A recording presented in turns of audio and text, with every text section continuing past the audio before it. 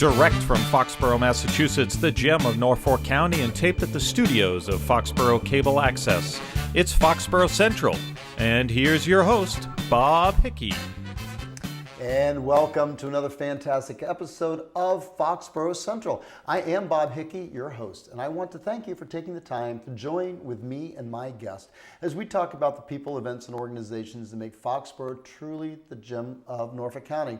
Every once in a while on this program, we take the time to explore areas of interest, and we know they're of interest to me, but also they should be of interest to you. I'm talking about retirement, savings, insurance, all the things that maybe we don't even think about until maybe it's too late. I like to make sure it's not too late when we have that opportunity, and this is one of those chances we get an industry expert, somebody I've met along life's path, John Wagner. John, thank you so much for coming out to Foxborough Central today. Bob, thank you for having me. Well, it's good to have you here because there are many, again, we'll take a step back. We have Social Security, so none of us really need to plan for retirement because Social Security will take care of us, right? Absolutely. I should just get up now and be completely fine with going your own merry way. There you go. So thank you very much for being here in this episode of Foxborough Central. Stay safe, everybody, but that's not the truth. Bye-bye now. That's right. Actually, Social Security is an important piece of Correct. Our financial health as we get into our golden years, but it's not nearly enough, nor is it really something that should be considered a retirement. And so that's what I'd really like to talk about, and some other things, of course. Sure. So why don't we just start off, talk about who you are and why you are the one that we should be listening to. And I'll give you one because I think he's very smart and very much an industry expert, and I listen to him, so I hope you'll enjoy the same. Appreciate that. The way in which I look at, well, you brought up a great point about Social Security, and I think the reason why it's so imperative to take ownership of your financial future is that so many people don't. They wait so long to get into the mindset of, well, maybe I should be thinking about my golden years. Well, what if you are in your golden years or shortly before your golden years and you haven't done the proper savings and haven't taken the stock of how you've lived your life to that point, and then you're panicking and you're stressed out. Social Security is a great thing the federal government did forever, really, to look at people and say, we're here for you, but if we're resting our laurels and we're just going back and saying, well, I'll have Social Security, the question always comes back, is that enough for you? Is that enough for retirement? And the work that I do with my firm and with Robert Fine Associates is taking the step to educate the client fully on what is in their best interest and how are they going to be able to manage their retirement and enjoy their retirement. That's the most important thing. Okay, great. Well, then let's talk about it. Well, I was thinking we might want to call this program Financial Health, but you tossed out common versus uncommon. Sure. So let's explore that. Why would we be calling this program common versus uncommon? What does that mean? So common and uncommon, whenever I meet with a new client, there's so much that a client comes into the meeting with their own perceived notions as to what retirement will look like for them. Mm-hmm. And when you think about it, when you go to a doctor's office, they're so educated, correct? The doctor has all these degrees behind their name. And when a client comes into my office, what I try to sit there and strip down from them is that, no, my degrees, my background, my expertise is not going to be utilized if I'm only focused on what I suggest you should do. Mm-hmm. It needs to come back down to what is in your best interest and what do you want to accomplish. Every single client that comes in to my office is unique, and I approach it the same way with every client, is that we need to get a trust level built up first and foremost. There needs to be the aspect of what keeps you up at night. What are your goals? What are we trying to accomplish with this meeting, whether it be a 15-minute meeting or sometimes I think Bob, some of my clients who have sat there for 3 hours where we go over and we have lunch and we're eating and we're discussing family, and none of that happens to do with financials. Yes. But it happens to do with what happens if we were to take you out of the equation. Does that financial future get impacted in any way, shape, or form? So the topic of common versus uncommon is we listen to everyone on TV. We listen to our neighbors, our friends as to what they're doing. And the question that I've always posed to my wife, and I've been lucky and blessed to be married for closing in on 11 years now, and best friend as my wife. And I ask her all the time, why do we care what other people are doing as far as their planning process? We should be more focused on how our planning process will impact us, our son, and our future. So what Common Uncommon really takes into account taking what is out there as popular knowledge as far as retirement and saying, I've never met a product I didn't like. However, does the product work for you? And that's where Uncommon and Common comes into play. Okay, because there's so many different products out there. Correct. There's insurance, there's investments, there's annuities, there's equities, there's ETFs, there's all sorts of different things that we can do. But and it's an interesting point because Social Security is the catch-all safety net. Social Security was intended, I believe, to ensure that nobody didn't have nothing. But it doesn't mean that you have everything. And so how do you know what your everything is? Because your everything can be different. And it's one of those things, you never know where you're going until you have a destination, and then you figure out how to get there. So if you don't know what it is that you actually want and need, then how do you know what product to use or what? I mean, we all have savings accounts, right? And savings should be fine, but is savings even the best way to hold on to our money? Well, it's funny you keep on bringing up Social Security, because Social Security was basically there to fill a gap. And when we really break it down, a gap of what? So most people, and as you're watching at home, I'm hoping that you know someone who has a pension.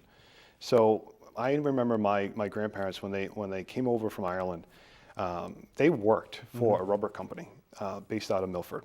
And when they retired, the day after they retired, they had a pension. So think about that. The day you stop, you had close to 100% of your income the day before. Beautiful thing, right? And then at some point, the pensions no longer existed. And Social Security was to fill that gap. Right. So Social Security went from being about a 30% gap to being 100% of what people are living off of nowadays.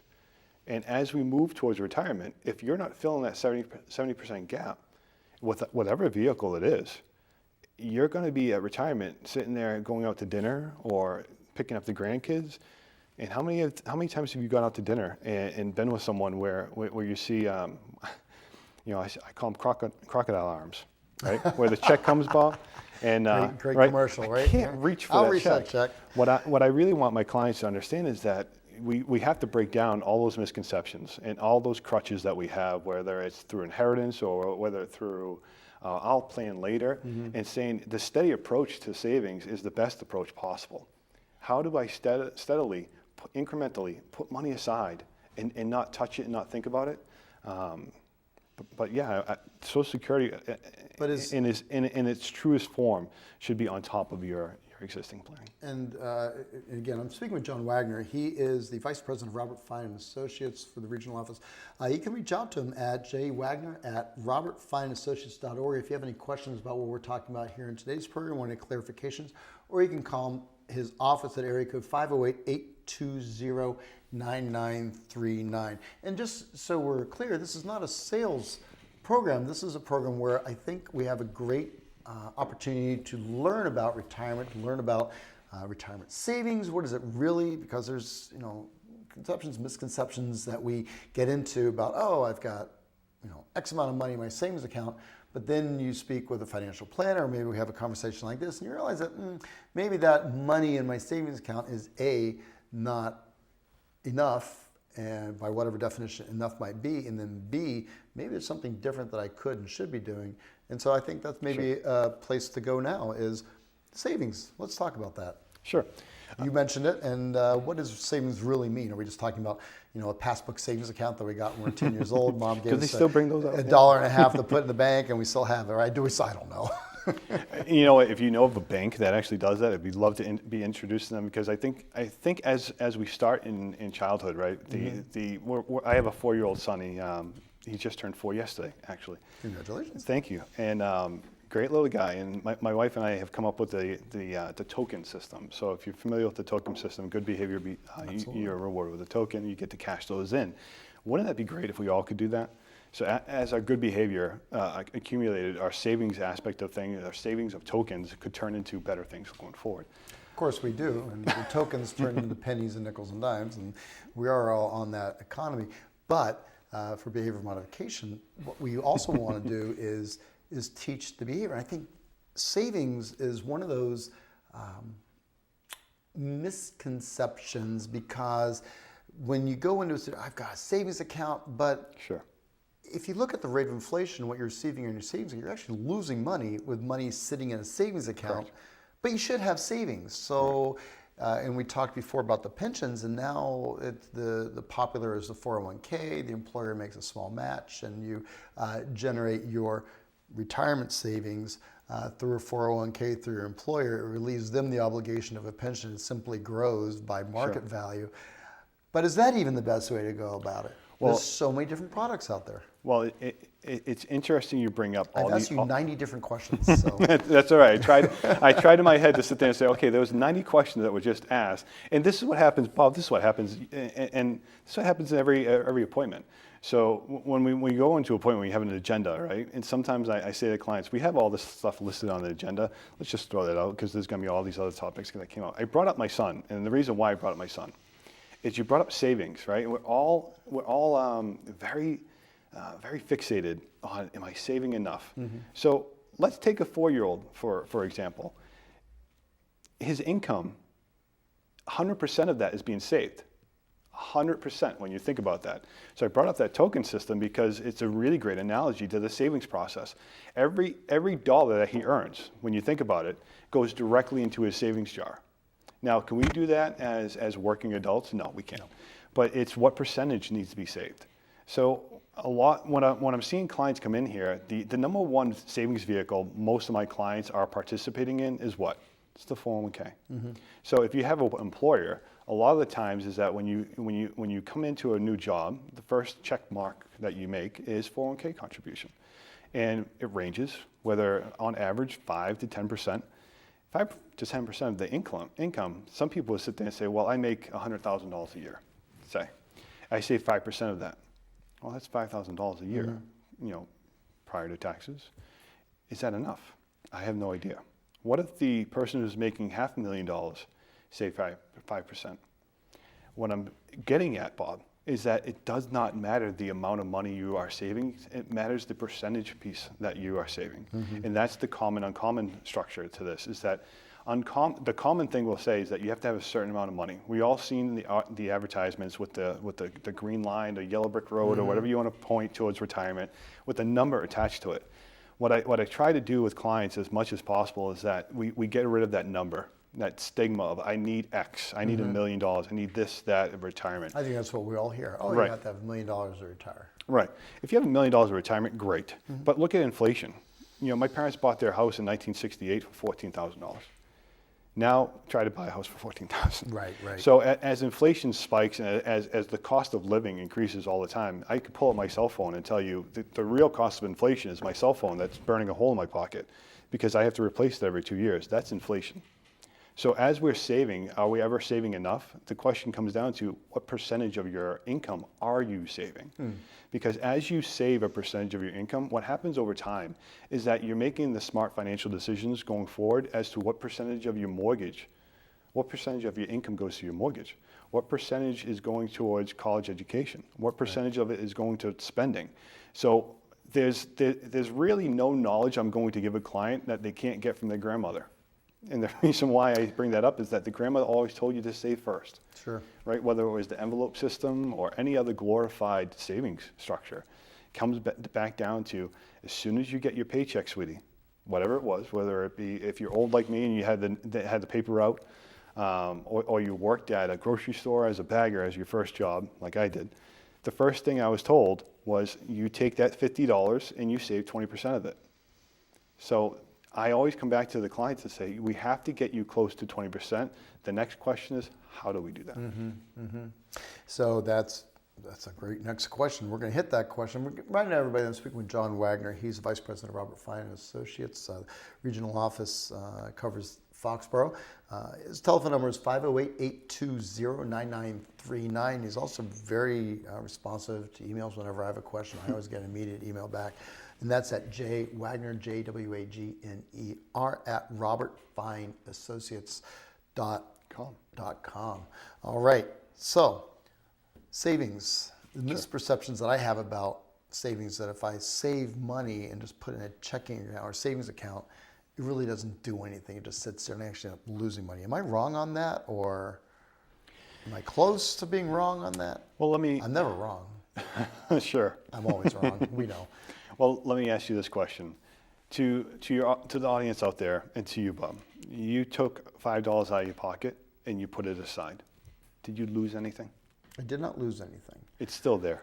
But with the rate of inflation, my $5 today, next year will be worth $4.92. The year after that, it'll be worth $4.81, and then so on and so forth. If I'm not earning that rate of inflation back, then I'm losing. If I earn whatever the CPI is, then I'm zero pricing this. I get that, I maintain, but I want to grow my savings. I want to grow my retirement. So I need to think about that. And again, knowing I need to have a goal, I need to have a place I want to end up at. But simple mathematics is that if I'm not making money, then I'm losing money. So Understood. So the question I would ask any client who brought that up to me is, when do you plan on using that money?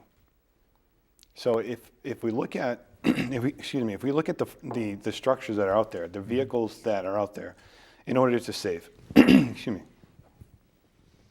With the savings that we have, though, and banks are businesses, and they give a rate of return, but they have to make money also. So the interest charge on loans is going to be higher than the interest earned or paid on savings. Correct. And that the delta of that is how the bank generates revenue, which makes perfect sense, and that's the way it works, and that's fine. But then how do I, as a person, make sure that I'm getting the most for what I have, my savings? Because my savings is my asset. That's Correct. what I have. I mean, that's my money. How do I make the most of it? So this is a great segue, because you mentioned banks and how they make money. So the other question I have for you is, how do you become a bank? And I think I want The Bank of Bob? Bank of Bob. And you're smiling because it's that concept that, like, I can never become a bank. Every client of mine becomes a bank.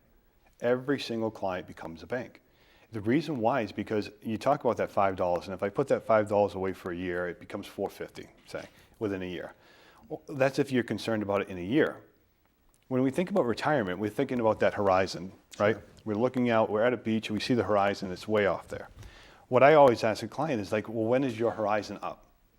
So what becomes imperative to that client is the sequence of return. So if you're looking at a return that's going to be impacted by a yearly basis, you're probably in the wrong vehicle. If you're looking at taking $5 and putting it aside and saying, oh man, I'm really concerned that it's going to be $4.50 in a year, well, that's inflation, that's what happens. Right. What we need to do is be able to put that money aside and guarantee something at the horizon. Because you brought up a great point too about all these factors that will go into affecting the person's savings and their rate of savings and all these funds that they're putting aside. Timing is imperative. So if we're looking at the horizon out from there, it's putting it into the right product and the right solution for the client that gives them the most guaranteed return. A lot of financial people out there will not talk about guarantees. Why not? Why not? Retirement should be a guaranteed structure.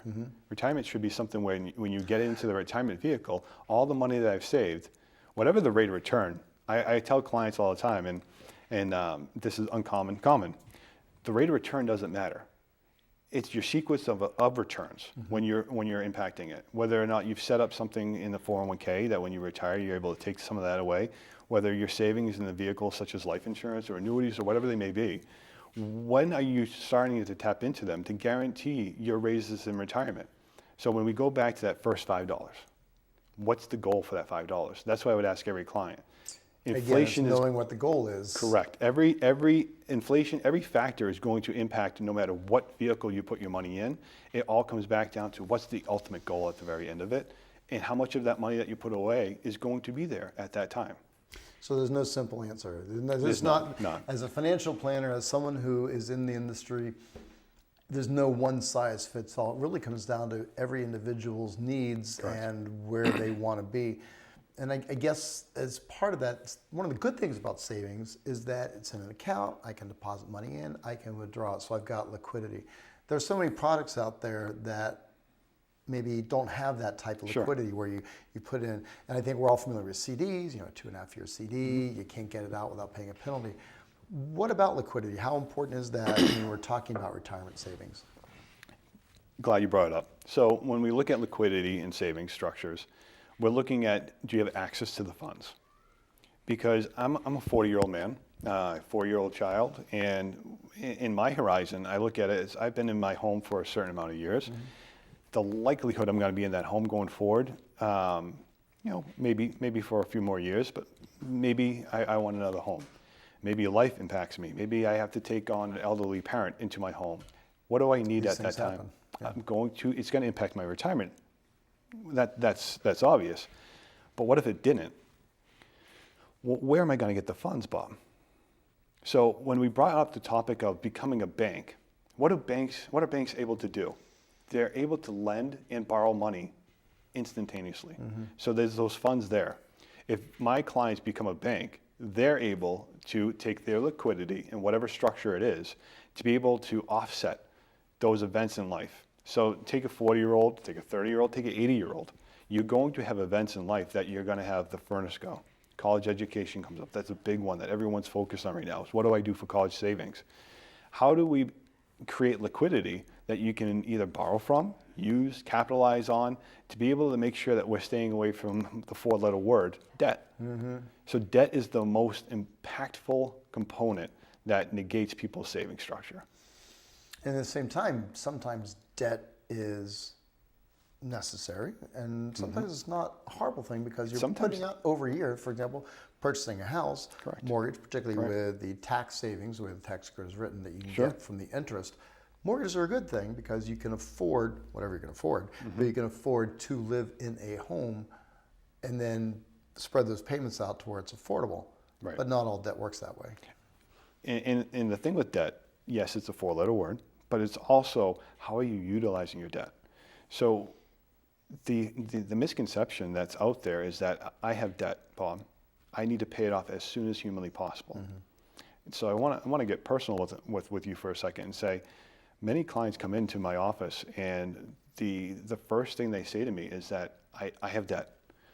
Help me get rid of it as soon as possible.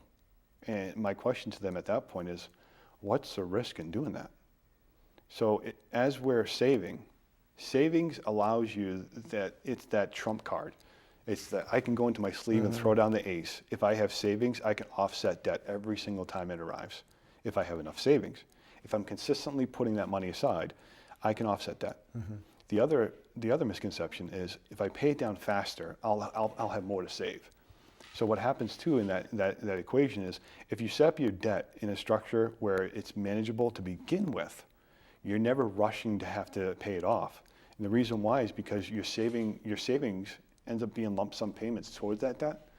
And furthermore, you won't ever have the need for debt. So as we continue to grow in the savings first mindset, everything else is eradicated. So what I've really learned today is, to summarize, is that if I don't know where I'm going, I'm never going to get there. That there's many ways to get there, but the only way to do that is to have conversations as opposed to a one-size-fits-all solution. Every product is a good product if utilized the right way. It comes solely down to what's in the best interest of the person that walks in my door. All right, so now let's talk about, and again, I'm speaking with John Wagner, who is the Vice President with Robert Fine and Associates. What kind of an organization is Robert Fine and Associates? What do they do? Good question. So about 48 years ago, Robert Fine decided to open up shop in Worcester. Now with that said, his son Randy Fine works in the office. He's the president of the company. We have been around for 48 years where I look at the impact on the community. And the reason that I was attracted to the firm in the first place is their outreach and the way in which they give back to the community first and foremost.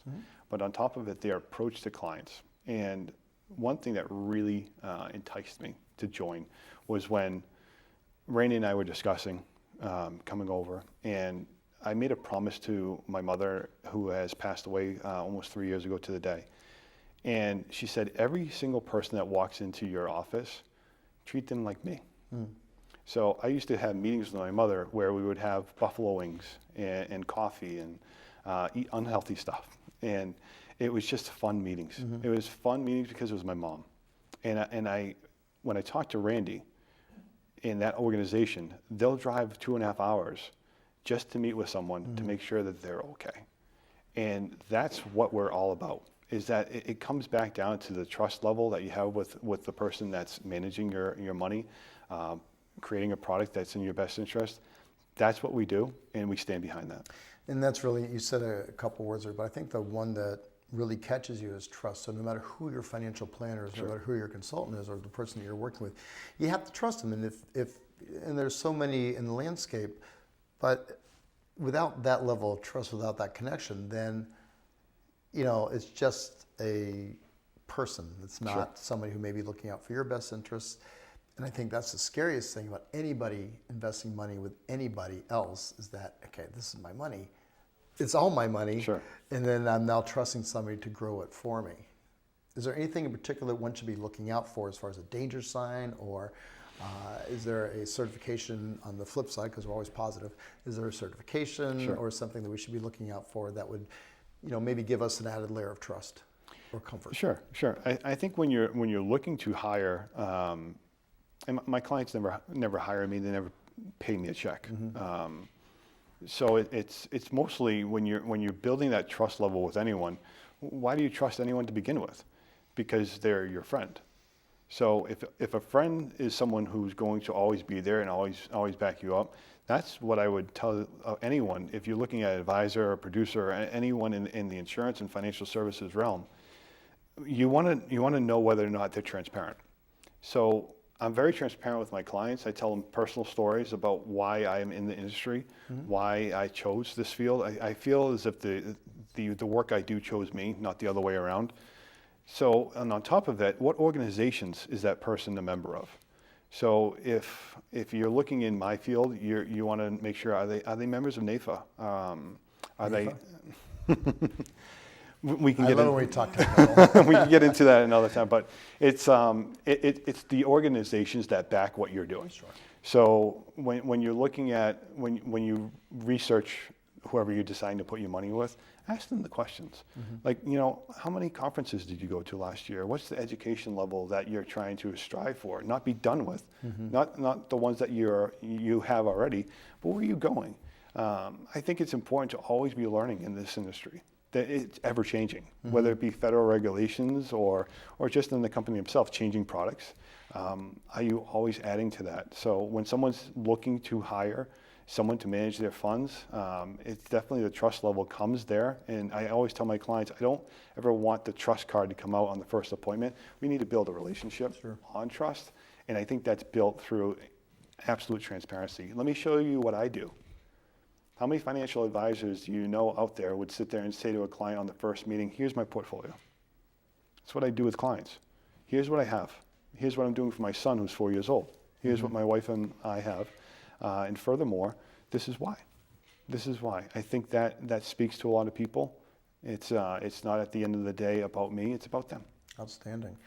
Speaking with John Wagner, who's been so generous of his time to come in here and share with us a little bit about insurance, about financial planning, and about the importance of finding someone you trust to be your guide and your partner, if you will, as you plan for your future. So I'm going to give you the last word. I'm going to remind everybody at home that John Wagner is the Vice President with the Robert Fine Associates office that covers our area here in Foxborough. You can reach out to him at jwagner@robertfineassociates.org if you have any questions. Maybe you need a referral. Maybe you're just looking to have a common question answered, common versus uncommon. This man is very knowledgeable, and I respect his opinions tremendously. You can also reach out to him at the office at 508-820-9939. Very responsive, very giving of his time, and very community oriented also. And I really like that about you. John, you get the last word. So in summary of what we've discussed today, I think if you're out there and you're looking at the financial picture and the financial forecast and you're wondering on what to do, I think the most important thing that we can do as individuals is reach out. Don't be sitting there in your office, your cubicle, or your home, and where I have my discussions mostly is right there at the coffee table with my wife about your financial future. Don't sit there alone. Reach out, find help, find someone with guidance, and find a teammate where you can go into the future knowing that there's someone else with your best interest at heart. If you do that, regardless of who you choose, make sure that they're looking at your future with clear lens, transparency, and giving you the best that they can possibly give you. John Wagner, thank you so much for being here on the program, and thank you for taking time to join us and learn about financial planning, insurance, and the importance of doing the right thing for your own future. Without a goal, you'll never get there. Our goal is to bring good quality television to you, good information, and all the things that we feel are important here in Foxborough. I hope you appreciate that as well. If you missed any part of this information, you can get to us at www.fcatv.org, or you can follow us on our YouTube channel. Just be a subscriber to Foxborough Cable Access. We'd love to have you there. We'd love to have you here, and we'd love to see you next time. Take care, Foxborough.